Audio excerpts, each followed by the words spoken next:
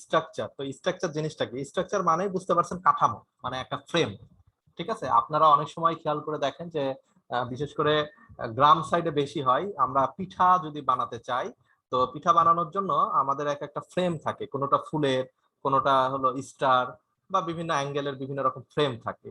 তো এই ফ্রেমটা ফার্স্টে কিন্তু বানানো থাকে, এবং সেই ফ্রেমের ভেতরে পিঠার যে কোনো ম্যাটেরিয়ালস যদি দেওয়া হয়, সে আকৃতিতেই ওইটা দেখা যায়। এখন এই কাজটা কিন্তু আপনার একবারে যে করে শেষ তা কিন্তু না, এটা হলো বারবার করা হয়, তাই না? তার মানে দেখা যাচ্ছে ওই ফ্রেমটা আগে তৈরি করা হয়, ওইটাকে যদি আমি মাদার বলি বা প্যারেন্টস বলি, ওর আন্ডারে যে যতগুলা ওই আকৃতির আপনার হলো পিঠা হবে, সেইগুলাকে তার চাইল্ড বলতে পারি। তাহলে আমরা কয়টা পিঠা বানাবো, এটা কিন্তু অগণিত, মানে আমি অনেকগুলা বানাতে পারি, শেষ নাই।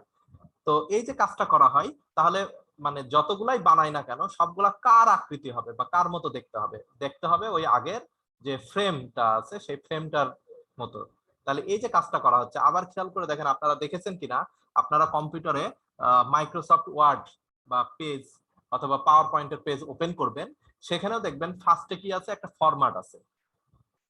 আপনি যখন একটা পাওয়ার পয়েন্ট পেজ ওপেন করবেন, সঙ্গে সঙ্গে দেখবেন একটা হলো পাওয়ার পয়েন্টের একটা ফরম্যাট আপনার কাছে আসবে, যেখানে আপনাকে টাইটেল লিখার একটা জায়গা থাকবে, তারপরে আপনার ডেসক্রিপশন লিখার একটা জায়গা থাকবে। আপনি এখন নতুন করে ভাবছেন যে আমি আরেকটা পেজ ক্রিয়েট করব, যখন আপনি আরেকটা পেজ ক্রিয়েট করবেন, দেখবেন ওখানে নাম লেখা আসবে। প্রথমটার নাম হলো আনটাইটেল, তারপরটা দেখবেন লেখা আছে আনটাইটেল 1, তারপরে আবার আরেকটা যদি তৈরি করেন আনটাইটেল 2, তারপর আরেকটা আনটাইটেল 3। এভাবে অনেকগুলা করতে পারেন, কিন্তু সবগুলার আকার আকৃতি কার মতো হবে? ওই প্রথম যে ফরম্যাটটা আছে, যে ফ্রেম, সেটার মতোই পাবে।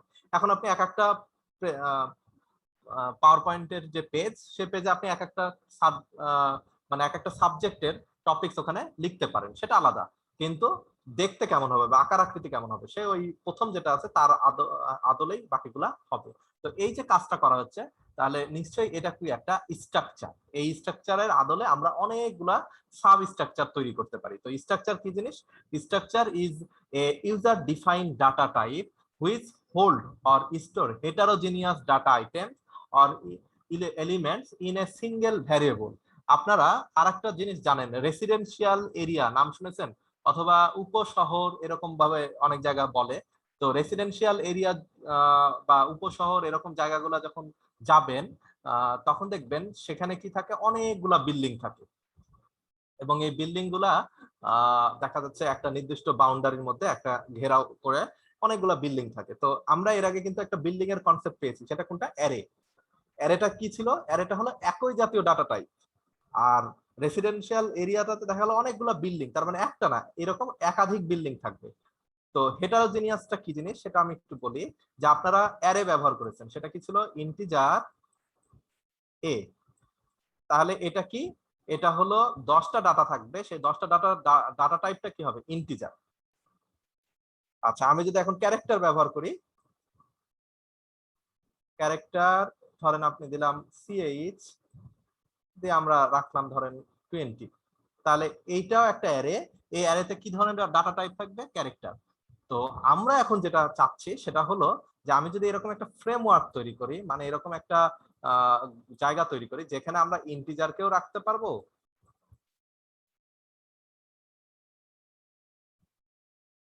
ক্যারেক্টারকেও রাখতে পারবো,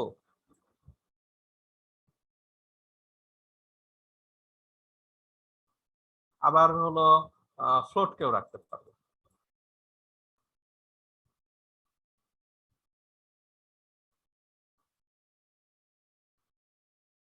তাহলে এই দুটার মধ্যে পার্থক্যটা কি? খেয়াল করে দেখেন, এটা হলো সিঙ্গেল একটা অ্যারে, এটা একটা সিঙ্গেল অ্যারে।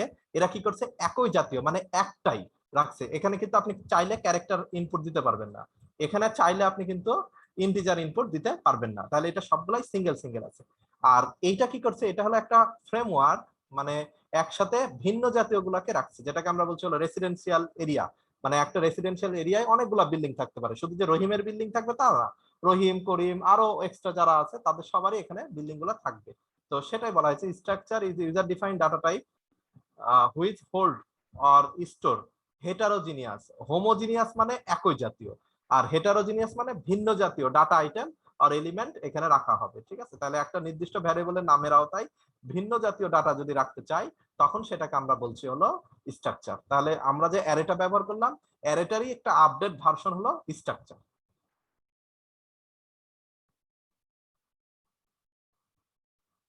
আচ্ছা, why use structure in C? আমরা সি তে স্ট্রাকচার কেন ব্যবহার করি? In C language array is also a user defined data type, but array holds only store only similar data type. তার মানে দেখা যাচ্ছে যে অ্যারে তো আমরা ব্যবহার করছি, কিন্তু অ্যারে শুধুমাত্র একটা জাতীয় ডাটা রাখছে, সেটা হলো হয় ক্যারেক্টার, হয় ইন্টিজার অথবা ফ্লোট, এরকম একটা জাতীয় ডাটা রাখছে।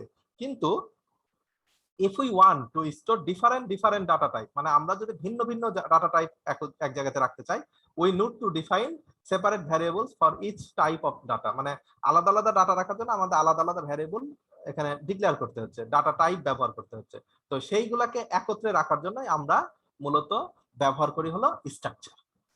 আচ্ছা, যেমন এখানে একটা স্ট্রাকচার হিসাবে ব্যবহার করছে, যে ধরেন আপনি এখন কোনো কারণে একটা স্টুডেন্টের স্ট্রাকচার তৈরি করবেন। তো স্টুডেন্টের স্ট্রাকচার যেমন আমরা যদি ইট বানাতে চাই, তো ইট বানানোর জন্য ইটের একটা কাঠের ফ্রেম থাকে, কেউ দেখেছেন কিনা জানি না, এটাকে একটা নামে চিনা হয়, এটাকে বলা হয় ছাঁচ। এখানে দেখা যাচ্ছে যে ডিজাইন থাকে, যে ডিজাইন অনুযায়ী দেখা যাচ্ছে ইটটা তৈরি হয়। এখন এই যে যে কাঠের ফ্রেমটা তৈরি করা হয়, এই ফ্রেমটার আদলে অনেকগুলা ছোট ছোট ইট তৈরি করা হয়, অনেক ইট। ঠিক আছে, তাহলে এই সবগুলো দেখতে কেমন হবে? এই প্রথম যে ইটটা আমরা যেটা তৈরি করছি সেটার মতোই দেখতে হবে। তাহলে এইটাই হলো স্ট্রাকচার। এই স্ট্রাকচার আমি কি করব না করব যেটা ফিক্সড করে দিলে এর মতো করে আমি যে কোনোটাই তৈরি করতে পারি। তো এখন আমি এরকম একটা স্টুডেন্টের একটা স্ট্রাকচার তৈরি করতে যাচ্ছি। তাহলে একটা স্টুডেন্টের স্ট্রাকচারে কি থাকতে পারে?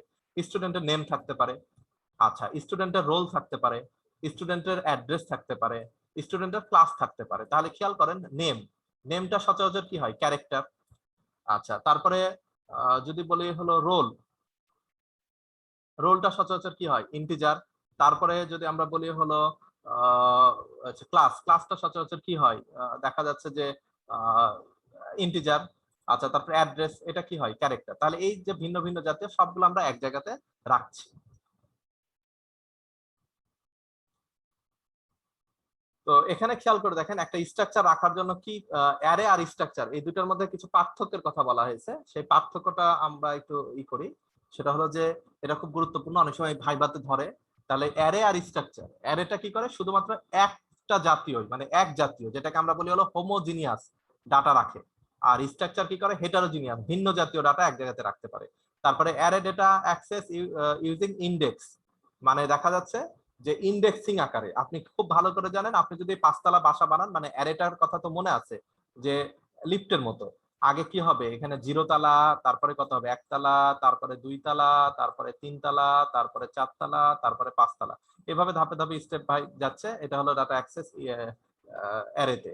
আর স্ট্রাকচার কি হচ্ছে? স্ট্রাকচার এলিমেন্টস আর অ্যাক্সেস ইউজিং ডট অপারেটর। এখানে ডট অপারেটর এভাবে একতলা 2 তলা না, আমি যে কোনো একটা জায়গাতে যাই, ডট ওই ঠিকানা দিলে ওই জায়গাতে পৌঁছে যাবে, ডট ওইটার নাম দিলে ওই জায়গাতে অ্যাক্সেস পাবে। এজন্য ডট অপারেটর ব্যবহার করে আমরা হলো এটার অ্যাক্সেস করে থাকি। আর এটা হলো যে 0 1 2 3 4 করে অ্যাক্সেস করা হয়। A5, তার মানে A5 এ ডাটা যাবে। তারপরে A2, তার মানে 2 নাম্বার ঘরে যেটা ডাটা যাবে। আর এখানে শুধু ডট ব্যবহার করে ওইটাকে নির্দেশ করলেই ওই ঘরে ডাটা চলে যাবে। আচ্ছা, তারপর অ্যারে অ্যালোকেটস স্ট্যাটিক মেমোরি। তার মানে অ্যারেতে আমরা স্ট্যাটিক মেমোরি যদি 5 বলি তাহলে 0 থেকে শুরু করে 5 পর্যন্ত যাবে। আর এটা হলো ডাইনামিক। কেন ডাইনামিক? কারণ আপনি নিজে দেখেন, ওই যে আপনি মাইক্রোসফট পাওয়ার পয়েন্টের যে পেজগুলো ক্রিয়েট করছেন, কয়টা পেজ ক্রিয়েট করবেন কেউ জানে না। আপনি কয়টা পিঠা বানাবেন সেটাও কেউ জানে না। অতএব এটা ডাইনামিক, যত ইচ্ছা তত করতে পারবেন। আচ্ছা, তারপরে আসছে টেক লেস টাইম দেন স্ট্রাকচার। স্ট্রাকচার থেকে যেহেতু এটা অল্প ছোট, অর্থাৎ সময় কম লাগবে। আর এটা হলো take more time and memory, এটা হলো বেশি মেমোরি নেবে আবার টাইমটাও বেশি নেবে। এটা হলো এদের মধ্যে পার্থক্য। এর পরবর্তীতে আমরা এখন একটা বইয়ের যদি একটা স্ট্রাকচার তৈরি করতে চাই, সেটার ক্ষেত্রে কি করব সেটা আমরা একটু আলোচনা করব। তো ধরেন যে এখানে যে কথাটা বলা আছে সেটা হলো যে একটা স্ট্রাকচার তৈরি করতে হলে ফার্স্টে কি থাকে? একটা কিওয়ার্ড থাকে, সেই কিওয়ার্ডটার নাম হলো স্ট্রাক্ট। তাহলে একটা কিওয়ার্ড ব্যবহার করে স্ট্রাকচার যখন তৈরি করতে যাব, সেই কিওয়ার্ডটার নাম বলছি কি? স্ট্রাক্ট। STRUCT, এই স্ট্রাক্ট কিওয়ার্ডটা ব্যবহার করা হয়। এটা দ্বারা আমরা ইন্ডিকেট করি যে আমরা যেটা বানাচ্ছি সেটা একটা স্ট্রাকচার। আচ্ছা, এরপরে কিওয়ার্ডের পরে যেটা থাকবে সেটা হলো স্ট্রাকচারের একটা নাম থাকবে। 1 মিনিট, আমি একটা ফোন রিসিভ করছি, একটু অফ রাখো রেকর্ডটা। কথাটা আমরা একটা কিওয়ার্ড, এই কিওয়ার্ডটা ব্যবহার করব যদি আমরা কোনো স্ট্রাকচার লিখতে চাই, সেক্ষেত্রে এই কিওয়ার্ডটা ব্যবহার করব। এরপরে দেখো স্ট্রাকচার নেম, তার মানে তুমি যে কোনো নাম দিতে পারো। ধরো আমি যদি একটা বইয়ের স্ট্রাকচার তৈরি করি, তাহলে এখানে নাম দেবো কি, বুক। আচ্ছা, আমি যদি কোনো কারণে একটা স্টুডেন্টের স্ট্রাকচার তৈরি করি, তাহলে স্টুডেন্ট নাম দিলাম এসটিডি বা যে কোনো নাম দিলাম। ঠিক আছে, এরকম একটা স্ট্রাকচার। যদি একটা ইটের স্ট্রাকচার তৈরি করি, তাহলে ইট নাম দিলাম। পিঠার স্ট্রাকচার তৈরি করলে পিঠা নাম দিলাম, একটা নাম দিতে হবে। তারপর দেখো এটা দ্বিতীয় বন্ধনী দিয়ে ঘেরা থাকবে, দ্বিতীয় বন্ধনী দিয়ে শেষ হবে, আর এখানে মাঝখানে একটা লাস্টে সেমিকলন, তার মানে এটা বোঝাবে হলো স্ট্রাকচার। আর মাঝখানে ওই যে ডাটা টাইপ গুলো ডিক্লেয়ার করছি সেইগুলো এখানে থাকবে, তার মানে ইন্টিজার এ, তারপরে ক্যারেক্টার বি, তারপরে ধরো ফ্লোট সি, এরকম ভাবে টাইপ গুলা ডিক্লেয়ার করতে হবে। খুব কঠিন না, খুব ইজি। আচ্ছা, তো যেমন এখানে খেয়াল করা, আমি একটা বইয়ের স্ট্রাকচার তৈরি করতে চাচ্ছি। লাইব্রেরিতে যে অনেকগুলো বই থাকে এবং প্রত্যেকটা বইয়ে তুমি খেয়াল করে দেখবা যে একই ফরম্যাট থাকে। তার মানে আমি যদি একটা স্ট্রাকচার তৈরি করি, তাহলে ওই স্ট্রাকচারে যে কোনো বই বাজার থেকে নিয়ে আসে আমি ওই সফটওয়্যারে বা ওই স্ট্রাকচারের ভিতরে এন্ট্রি করতে পারবো। তো একটা বইয়ে সচরাচর কি থাকে, তাহলে একটা বইয়ে যেটা থাকতে পারে সেটা হলো ফার্স্টে কি, বইয়ের নাম থাকতে পারে, টাইটেল। তো টাইটেল বা নাম, যেমন তোমাদের বইয়ের নাম হলো ইন্ট্রোডাকশন টু কম্পিউটার, ঠিক আছে। তারপরে হলো যে কিসে, পিটার নটনস এর একটা বই। তারপরে ধরো আরেকটা আছে হলো কি বলা হয়, টিচ ইওর সেলফ, হারবার্ট শিল্ডের বই। তো সেটাই, তাহলে ফার্স্টে যেটা থাকে সেটা হলো টাইটেল, ইন্ট্রোডাকশন টু কম্পিউটার। তাহলে এটা অবশ্যই ক্যারেক্টার হবে, এই জন্য ক্যারেক্টার আমরা নিচ্ছি। আচ্ছা, তারপর অথরের নাম, যেমন পিটার নটনস, এটাও কি একটা ক্যারেক্টার, তাহলে আমরা এটা একটা নিলাম। তারপরে আর কি থাকে বইয়ে, বইটার সাবজেক্ট কি, সিএসসির বই, বিজনেসের বই, নাকি টিপুলির বই, তাহলে এটাও একটা ক্যারেক্টার। আচ্ছা, তারপর বইয়ে কি থাকে, একটা আইডি থাকে, মানে ধরো বইয়ের হলো সিরিয়াল নাম্বার বা কল আইডি বা যে কোনো নাম্বার থাকতে পারে, এটা ইন্টিজার। তাহলে এই কয়েকটা আমি নিলাম, তাহলে এই গোটাটা মিলে আমি একটা তৈরি করছি স্ট্রাকচার। আর এরপরে একটা সেমিকোলন আমাকে দিতে হবে। তাহলে এই টোটালটাই হলো আমার একটা স্ট্রাকচার। বুঝেছো না বুঝো না? তোমাকে যদি বলা হয় একটা ক্রিকেট খেলার স্ট্রাকচার তৈরি করো, তাহলে একটা ক্রিকেট খেলাতে কি কি থাকতে পারে সেগুলোর উপর ভিত্তি করে তুমি নিজে তৈরি করতে পারবা। স্যার এখানে ভেরিয়েবল গুলি কোথায় কল করব? এই ভ্যারিয়েবল গুলা, জি স্যার। এই ভ্যারিয়েবল গুলা ফিক্সড হয়ে যাবে, তখন তোমাকে ওই ফিক্সড আকারেই তোমাকে কল দিতে হবে। ঠিক আছে, মানে স্পেসিফিক একজন করে কল দেওয়া না। তখন তোমাকে যেটা করতে হবে সেটা হলো যে বুক ডট ওয়ান, তার মানে এটা কি একটা হলো, বুক ডট টু, তখন ওই একটার ভেতরে কি থাকবে, ওই এই যে যেগুলো যেগুলো দিলা সেই চারটাই এখানে থাকবে। বুঝতে পেরেছো? আবার এখানে ওই চারটাই থাকবে, জি। এভাবে যাবে। মানে একা একা তুমি কল দিতে পারবা না। ঠিক আছে, আচ্ছা, তাহলে এখন আমরা প্রোগ্রাম দেখবো। প্রোগ্রামটাতে খেয়াল করে দেখো যে এখানে একটা প্রোগ্রাম দেওয়া আছে, আমরা এই প্রোগ্রামটা না করে এখানে একটা প্রোগ্রাম দেখি, প্রোগ্রামটা বুঝো তারপরে। তো আমরা এখন একটা স্টুডেন্টের একটা হলো কি বলবো এটাকে, স্ট্রাকচার তৈরি করছি। তাহলে স্টুডেন্টের স্ট্রাকচারে কি কি থাকতে পারে, তো ধরো আমি একটা স্টুডেন্টের স্ট্রাকচার তৈরি করব, যে স্টুডেন্টের স্ট্রাকচারে রাখবো হলো তার নাম রাখবো, তারপরে তার রোল রাখবো, আর সে কত মার্কস পেয়েছে সেটা রাখবো। তাহলে এই তিনটা। তো নাম যদি রাখতে চাই তাহলে নামের টাইপ কি হবে, ক্যারেক্টার। আচ্ছা, রোল যদি রাখতে চাই রোলের টাইপ কি হবে, ইন্টিজার। মার্কসের টাইপ কি হবে, ইন্টিজার। ঠিক আছে, তাহলে এই তিনটা আমি রাখবো। তো দেখো স্ট্রাকচারটা অবশ্যই মেন ফাংশনের বাইরে ডিক্লেয়ার করে নিতে হবে, ওই আগের ফাংশনের মতোই। ঠিক আছে, তাহলে দেখো আমি একটা স্ট্রাকচার করছি। ফার্স্টে কিওয়ার্ডটার নাম কি, স্ট্রাক্ট লিখলাম। তারপরে স্ট্রাকচারের নাম কি, স্টুডেন্ট লিখলাম। তারপরে সেকেন্ড ব্র্যাকেট দিয়ে শুরু, সেকেন্ড ব্র্যাকেট দিয়ে শেষ, আর সেমিকোলন।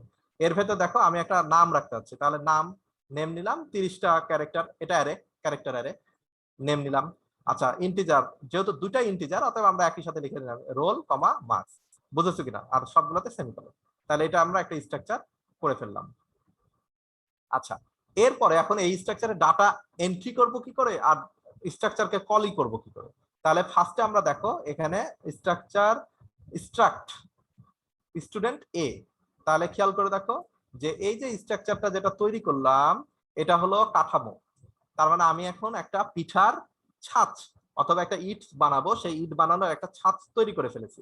এখন তার আদলে আমি একটা পিঠা বানাবো। তো যে পিঠাটা বানালাম, যে ইটটা বানাচ্ছি, সেটা আমার যে কোনো নাম দিতে পারি, প্রথম ইট, অথবা হলো যে 1 নাম্বার ইট, অথবা 2 নাম্বার ইট, অথবা যে কোনো একটা নাম, তোমার প্রথম পিঠা, দ্বিতীয় পিঠা, তো আমরা আপাতত একটা নাম দিলাম এ। তাহলে এ নামে যেটা তৈরি করছে তাহলে এর আদলে এটা তৈরি হচ্ছে, ঠিক আছে। আমরা এই যে দেখো স্ট্রাক্ট স্টুডেন্ট এ, তার মানে এই স্ট্রাক্ট তো এখানকারই, আর স্টুডেন্ট যে স্ট্রাকচার আছে তার আদলে আমরা তৈরি করলাম এ। তাহলে ঠিক একইভাবে আমি কি বি করতে পারি, সি করতে পারি, A1 তৈরি করতে পারি, এরকম অনেকগুলো আমরা যতগুলা বাজারে ধরো তুমি অনেকগুলা, এখন ধরো তোমার স্টুডেন্ট তো অনেক, তোমরা 10 জন স্টুডেন্ট আছে, তাহলে 10টা আমরা এখানে স্ট্রাকচার তৈরি করব। এই স্ট্রাকচারের কার আদলে হবে, এই প্রথমটাতে যেটা আছে তার আদলে এখানে অলরেডি তৈরি হয়ে গেল জায়গা, মানে এটা হলো ডাইনামিক আকারে এ বি সি ডি, ধরো এরকম করলাম, প্রত্যেকটাতেই কি থাকবে, আলাদা আলাদা জায়গা তৈরি হয়ে গেছে, ঠিক আছে। তার মানে এটা ধরো প্রথম ইট, দ্বিতীয় ইট, তৃতীয় ইট, চতুর্থ ইট, 4টা আমি আলাদা আলাদা জায়গা তৈরি করে ফেলেছি। তাতে কি কি রাখতে পারবো, এখানে যা যা আছে সেটাই। তার মানে আমি এখানে নাম রাখছি তৌফিক, তার রোল রাখছি 1, তার মার্কস রাখছি 10, ঠিক আছে। এভাবে আমি দ্বিতীয় জনের নাম রাখছি, রোল রাখছি, তারপরে এখানে তৃতীয় জনের নাম রাখছি, রোল রাখছি, চতুর্থ জনের নাম রাখছি, রোল রাখছি, এভাবে আমি যতজন ইচ্ছা ততগুলো আমি ক্রিয়েট করতে পারবো। তো সেটা দেখো নিচে যে এখানে স্ক্যানএফ পার্সেন্টেজ এ ডট নেম, তাহলে এর আদলে এ ডট নেমে আমরা ডাটাটা রাখছি। যখন এ ডট নেম দিচ্ছি, ধরো আমি এখন তৌফিক নামটা দিলাম, তাহলে এ ডট নেম মানে এই যে এ, এই এখানে তৌফিক নামটা চলে আসবে। তারপর আবার রোল, এ ডট রোল, তাহলে এখানে রোলটা চলে আসবে। তারপর এ ডট মার্কস, তাহলে এখানে মার্কসটা চলে আসবে। আমি এখন যদি প্রিন্ট করতে চাই, ওই একইভাবে a dot name, a dot roll, a dot marks, তাহলে এইটাই শো হয়ে গেল। আচ্ছা, এখন আমি যদি এখানে এ কমা দিয়ে আবার বি রাখতাম, তাহলে একইভাবে বি তৈরি হতো। তখন আমাকে কি লিখতে হতো, b dot name, b dot roll, ঠিক আছে, বি ডট হলো মার্কস। আমি যদি সি রাখি তাহলে সি নামে আরেকটা তৈরি হবে, ডি রাখলে ডি, তাহলে এট এ টাইম আমি এইটা তৈরি করতে পারবো, যতগুলো ইচ্ছা ততগুলো আমি তৈরি করতে পারবো।